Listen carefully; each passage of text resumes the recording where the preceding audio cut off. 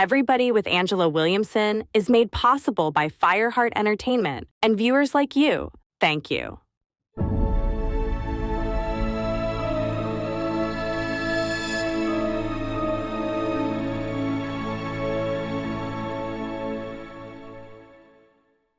What if a sport could do more than just build athletes? What if it could cultivate leadership, respect, and a drive for excellence in young people? Nationally, Beat the Street serves over 10,000 youth annually through wrestling. Tonight, we'll explore their powerful impact with their executive director for Beat the Streets Los Angeles. I'm so happy you're joining us. From Los Angeles, this is KLCS PBS. Welcome to Everybody with Angela Williamson, an innovation, arts, education, and public affairs program. Everybody with Angela Williamson is made possible by viewers like you. Thank you. And now your host, Dr. Angela Williamson. Yero Washington is our guest. Yero, thank you so much for being here. Thank you for having me, Angela. It is incredible what Beat the Streets they've done for many years, not only nationally, but right here in Los Angeles. However, before we start that, I want our audience to get to know you because it's your passion for wrestling that pretty much, the way I understand your bio, saved your life, and it's why you're doing this today, correct? Yeah, I owe a lot to wrestling. Not just wrestling, but the coaches along the way, the wrestling community, and all the people in the wrestling world, I think played a big role in my life trajectory, yeah. Well, because you didn't grow up in Los Angeles, you grew up in Oakland. Did they have Beat the Streets in Oakland at the time you were there? No, there wasn't a Beat the Streets in Oakland at the time. I grew up in East Oakland, inner city, tough situation, no father. My father was killed, in fact, when I was just a year old, grew up kind of in the height of the crack epidemic in Oakland in the 80s, and I was actually ended up dropping out of high school while I was in Oakland. So, tough life kind of growing up, but then at some point, stopped going to school, and I found myself actually leaving Oakland. I was taken in by a brother and ended up in the Valley, Central Valley. So I ended up in Porterville, and that's actually where I started wrestling. Did you think that wrestling would change your life, or was it just something you were doing to pass the time? No, I didn't think it would change my life at the time. It was just, I had never really been exposed to wrestling. Wrestling's a combat sport, and so I had a lot of just energy and maybe a little bit of anger. I loved the workout, I loved the training. So there was something that just hooked me right away, and I kept doing it. When I always talk to wrestlers, they talk about it's the discipline behind it, and it changes who you are. Do you believe that, or how did that work in your life? Yeah, I mean, wrestling it's an ancient sport, so I always say that. It's been around for a very long time, and it's grueling. It's tough. It requires a lot of discipline, a lot of focus, a lot of energy. You get beat up, you get knocked down, you got to get back up over and over and over again. And I think there's just a lot of parallels with life, And so, for me, wrestling has been many, many things and taught me so many different valuable life lessons. And not just the sport. I think the sport coupled with great coaches and great leaders really is the key. And that was what was great for me. I had just some pretty outstanding coaches all through my high school, junior college, and Olympic kind of training for the Olympics career. So I feel very fortunate with that.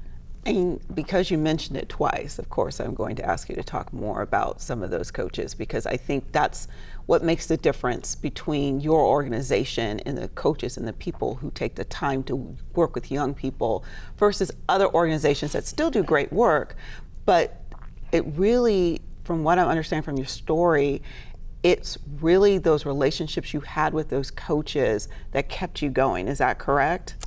Absolutely. In fact, I saw one of my old high school coaches this past weekend at the Junior College Women's State Wrestling Championships that were hosted in East LA College. But yeah, I'd say we call ourselves a sports-based youth development organization, so youth development through sport.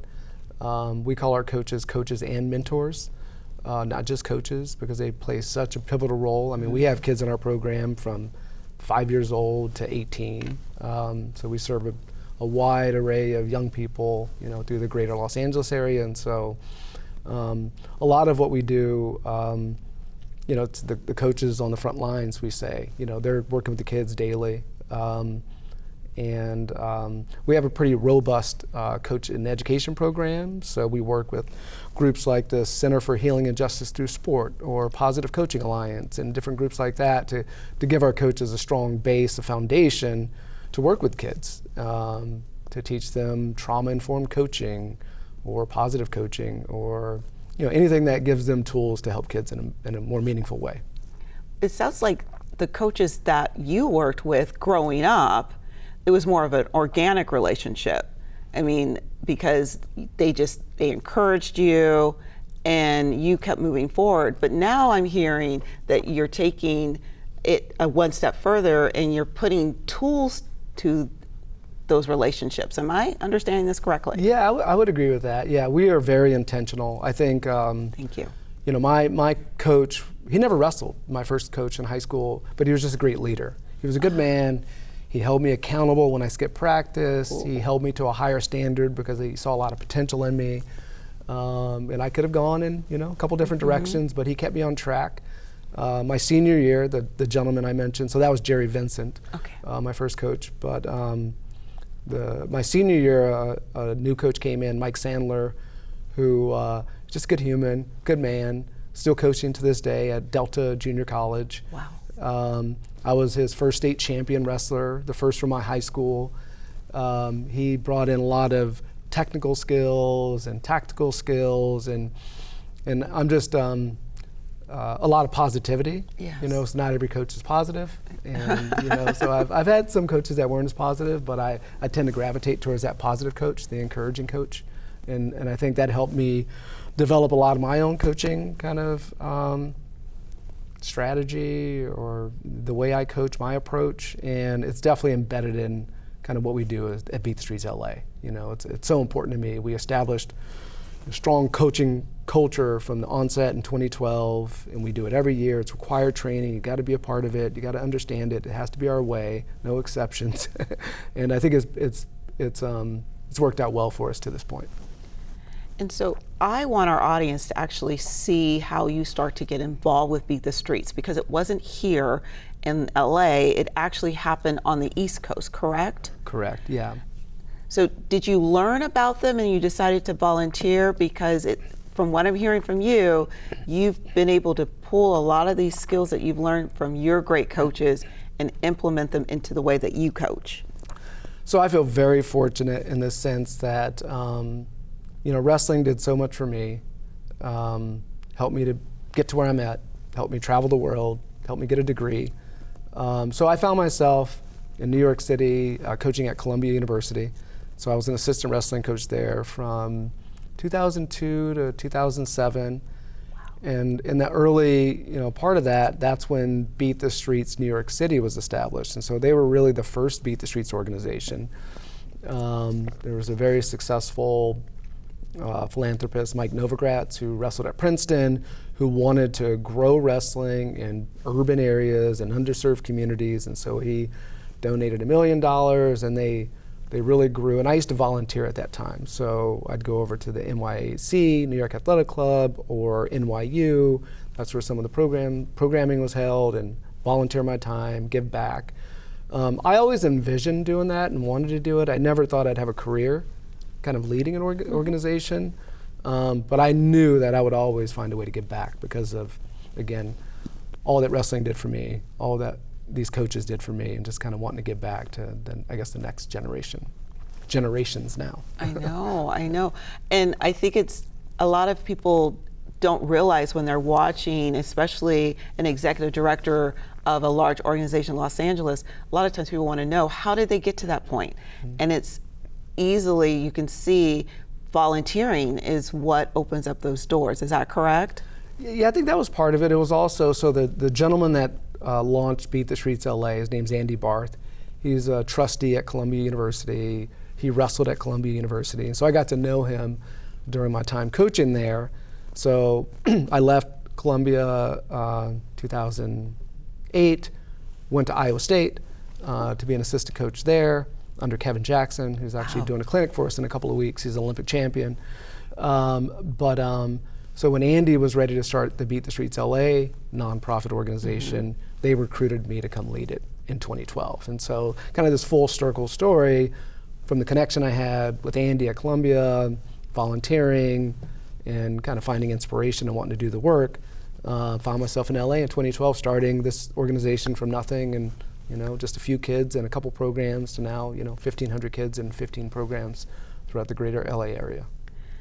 And has it been a challenge for you to actually, I mean, you make it sound like the growth, it was easy, but we know it's not. No. It takes time, it takes dedication.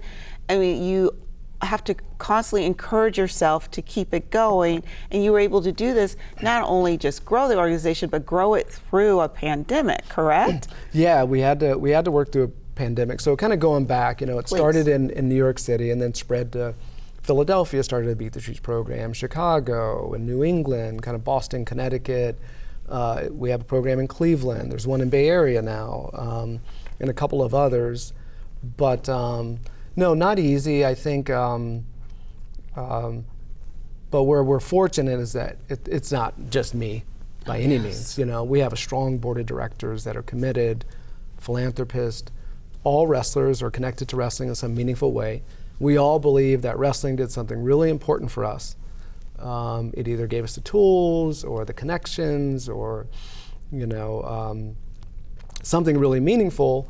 And Andy feels, he was very successful. He worked for capital group companies for many years, did really well, portfolio manager, and he attributes a lot of his success to wrestling.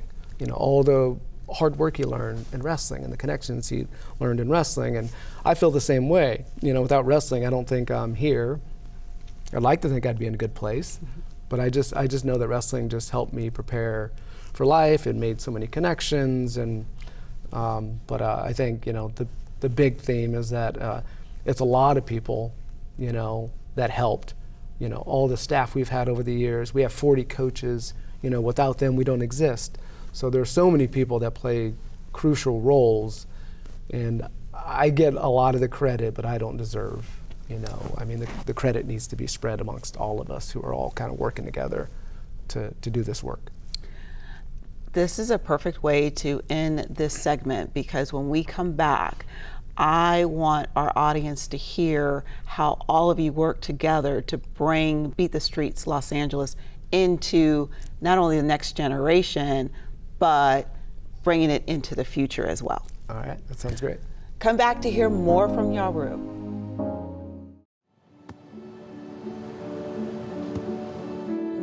I don't remember how it started. Go to that. Our back and forth. It always came back. Dad! You probably don't remember what you told me, That was perfect. but I heard every word.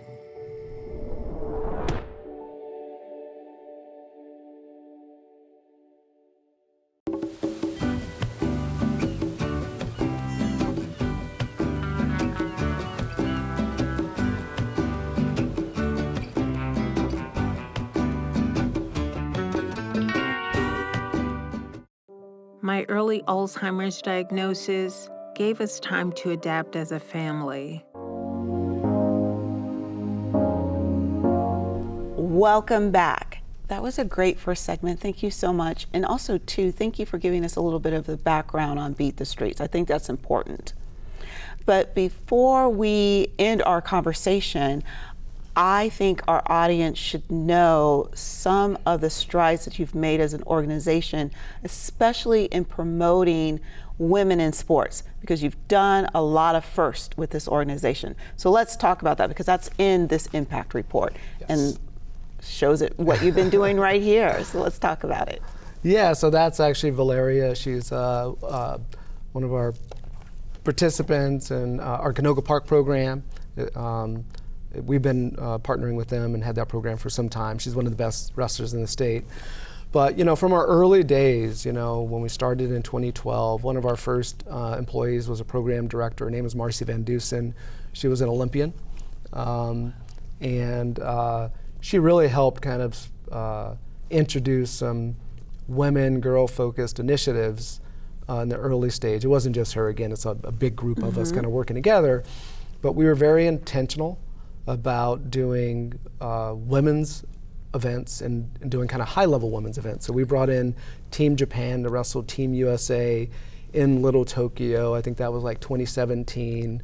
We had two of our girls actually that wrestled in that event, Brianna and Emily Gonzalez, who started with our program, are now wrestling at the University of Iowa. Wow. Yep, and they both actually qualified for this past Olympic trials, and I think they're going to be candidates for 2028. But we've been, pretty intentional. We do an all-girls tournament, which we just talked about. We call it the Angel City Grand Prix. We've had that tournament for the last 10 years. We had over 350 girls at it just a couple weeks ago. It was the biggest it's ever been. Girls wrestling is growing fast. We have about 30% girl participation amongst all our programs, which is about 3 times the national average. We have quite a few women coaches that lead our programs. And we plan to do quite a bit more as we look towards 2028 with the Olympics coming to Los Angeles, with a real meaningful focus on how do we go from 30% to 50%, and with some real intentional girls programming and other kind of women's wrestling events in the future. So. Well, and I love how you keep saying you set your intentions, and I think that's really important for a nonprofit organization, don't you think? Yeah, the way I see it is that boys have been wrestling for a really long time, and if we're ever going to get to a point where there's as many opportunities for the girls as the boys, we just have to do more for the girls. And so that's kind of through my leadership and kind of just being really intentional and focused on that. And then bringing in strong women leaders. Like we just hired recently Mallory Velty. She's our Director of Mentorship and Programming. Mallory was a 2-time world bronze medalist wrestler for Team USA. And she's smart, she works hard. And I think, having people like her working, as part of our executive team is going to really help us kind of make that push to find ways to grow more girls wrestling opportunities, to do more women's events, and but anyway, so there's been a lot of intention about what we're doing. You mentioned something, and while you were talking, I was thinking this, because I don't know if it's just unique for people who love wrestling or who have been part of wrestling, but what I'm hearing is that the wrestling community really supports its own. It's really important for them to shape that next generation of wrestlers, because everybody you've talked about had a career in wrestling, and yet all of you are coming together to set the intention for the next generation of wrestlers, making it 50-50 for girls and boys. I mean, is that something that's unique for wrestling, or am I just overthinking it? I think it is unique. Wrestling's hard. So anyone that's gone through it, it's like this common bond that you have. You see it sometimes, or you see it often. I don't want to compare wrestling to the military, but you see this camaraderie and these bonds that form because you've all been through the fight together. And so there's this unique bond that happens. Wrestling's a close contact sport, so there's just the proximity, right? But a lot of it is just the way you train, what you have to go through to be just an average wrestler. Just to be average, you have to put in a tremendous amount of work and time and energy. And I think anyone who's gone through that, I don't know, you just feel this bond to another person who's been through it. There's also this side, so we have a couple of board members that they didn't wrestle, but they saw what it did for their son and the power of wrestling and how it helped. Their son was being bullied, as a 10-year-old, and their dad, Sam, He was also like in athletics. He was watching like the NCAA wrestling championships on TV one day. He said, I'm going to put you in wrestling. And you just saw this kid get confident. He got strong. And it made such a difference for their child that they were all in. They've been on our board. They do so much for our organization. So there's those stories as well. It goes a bit beyond just the people that participated. It's like kind of being connected to the people that have gone through it and seeing what it does for them. And what it reminds me of is what we used to hear about, in the past about a village. And that's what wrestling is sounding like to me, and probably even to our viewers, is that it takes a village. Not just the people actually wrestling, but the coaches and the parents or the supporters of wrestlers. Yeah, I agree. So we were doing a site visit at our Canoga Park program recently, and we were very fortunate to get some funding from the County of Los Angeles through Measure J. And on the site visit, it was one of the things that the kind of site person commented on was how it just looked like a family. Because it's generational, so you'll have sisters and brothers and cousins, and then of course mom and dad, and you have all these people that are there, and so it kind of, you have these like communities of people, and then the big group, us as a whole, we come together for our big wrestling events or our tournaments or fundraisers and things like that. But yeah, I'd say wrestling is like that. I think it's a little different than other sports. Yeah. And I appreciate you taking the time to talk about that, because we've had some incredible guests on our show, a couple of pro wrestlers and everything, but we haven't ever talked about the part that's the community and giving back and making sure the next generation has the tools to move forward. And so this is why it's so important to have you here. But I also too have another question as well. There are people watching right now, and they may have a son or daughter or grandson or granddaughter that's being bullied, and you talked about that and the importance of the sport and how it helped build character. Why do you think that that's important, especially for our young people that are facing those types of battles today? The world's a tough place, can be. I wish it was always just positive, but I'm, you can't tell by me sitting, but I'm 5'2" I used to get bullied, when I was in high school. And I think wrestling just, one, it's a combat sport. So we don't shy away from that. If you watch mixed martial arts, you see that there's a lot of wrestlers most of them are wrestling background. There's no striking in wrestling, so it is still a sport, but it physically prepares you. It mentally prepares you, and it just teaches you kind of combat skills to kind of protect yourself. And through that, for a small guy, I have a tremendous amount of confidence in some areas, not in interviewing like this. I don't You are doing wonderful. Let him know he's doing wonderful. But in other parts, of my life, it just has given me a tremendous amount of confidence, and I see that in kids. You see them just stand up a little taller and feel a little stronger and more proud about themselves. And again, back to the community. They have a whole team of people around them that gives them that confidence, and from their teammates to coaches and others involved. So, big proponent of wrestling. I think everybody should wrestle. And in fact, everybody can wrestle. Wrestling caters to people like me that are 5'0", to if you're 6 feet tall, or if you're 200 pounds or 100 pounds, girl, boy. Over the age of a certain age? Oh yeah, any age. There's Anthony Robles, there was a movie that came out called Unstoppable recently. I think Jennifer Lopez was in it, and we've known Anthony. He's come out to do some things for us here in LA, but he was born without his left leg. But he found wrestling and won an NCAA wrestling championship, which is amazing, and it did so much for him. So we always say that anybody can wrestle. I'm a believer in wrestling, the power of wrestling, and so. Well, I'm putting you on the spot as we end our conversation today, because you talked a lot about intentions. What intentions have you set for a 5 or maybe 10-year plan for Beat the Streets Los Angeles? So, currently we're working on a dedicated hub for the organization. So we support 15 programs, and this is, again, our fortune through some of the funding we got from LA County.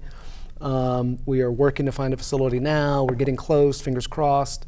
But our goal is to create a hub, mentoring center, wrestling space, tutoring, office space, so that kids always have a place to go. That's our big vision as we kind of, again, being an Olympic sport with a lot of energy coming to LA in 2028, our goal is to have the facility within the next year. We want to grow and support more kids.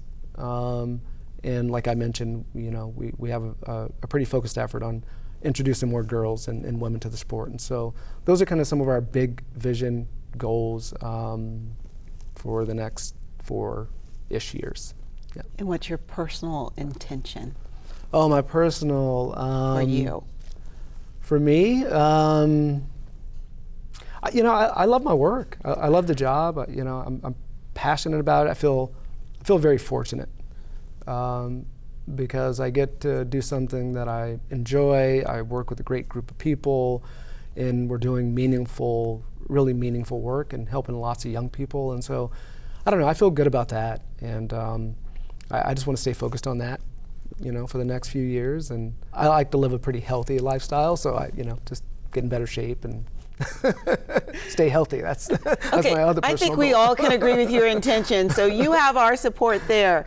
Before we end our time together, can you let our audience know the best way to keep in touch with Beat the Streets Los Angeles? Yeah, so the easiest way is btsla.org, Beat the Streets Los Angeles. We're always looking for volunteers, support, partnerships, donations, you name it. We don't have any guaranteed funding forever, and so we're always got to raise every dollar, but we try to put those dollars to good use and do meaningful work. So, you can find us online. I love that. We'll make sure our audience sees that as well.